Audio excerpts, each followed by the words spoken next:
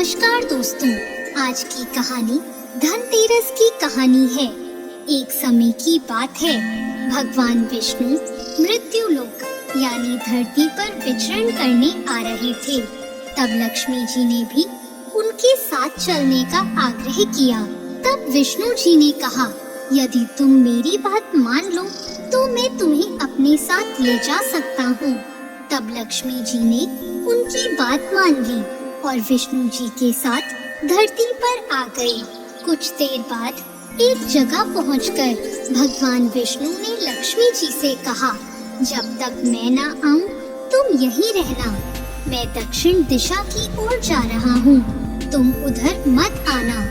विष्णु जी के जाने पर लक्ष्मी जी ने सोचा कि आखिर दक्षिण दिशा में ऐसा क्या है जो मुझे वहाँ जाने से मना किया गया है, और स्वयं भगवान वहाँ चले गए।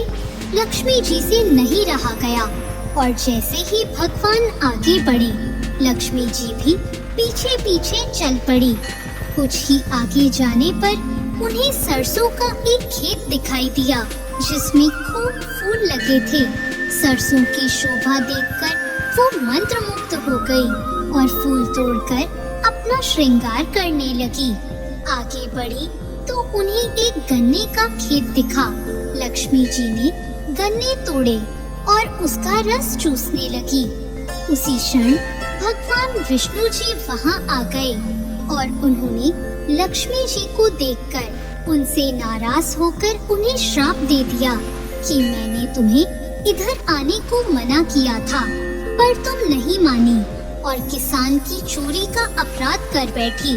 अब तुम इस अपराध के बदले किसान की 12 वर्ष तक सेवा करो। ऐसा कहकर भगवान उन्हें छोड़कर क्षीर सागर चले गए।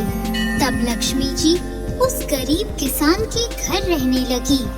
एक दिन लक्ष्मी जी ने उस किसान की पत्नी से कहा कि तुम स्नान करके पहले मेरी बनाई गई इस देवी लक्ष्मी की मूर्ति का पूजन करो और फिर रसोई बनाना। तब तुम इनसे जो मांगोगी वो तुम्हें मिल जाएगा। किसान की पत्नी ने ऐसा ही किया। पूजा के प्रभाव और लक्ष्मी जी की कृपा से किसान का घर दूसरे ही दिन से अन्न, धन, रत्न, स्वर्ण आदि से भर गया। लक्ष्मी जी ने किसान को धन धान्य से पूर्ण कर दिया।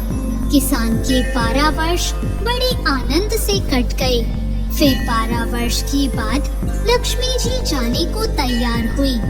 विष्णु जी लक्ष्मी जी को लेने आए तो किसान ने उन्हें भेजने से इनकार कर दिया।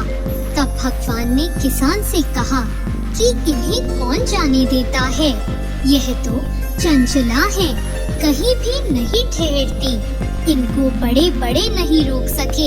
इनको मेरा शाप था, इसलिए 12 वर्ष से तुम्हारी सेवा कर रही थी। तुम्हारी 12 वर्ष सेवा का समय पूरा हो चुका है।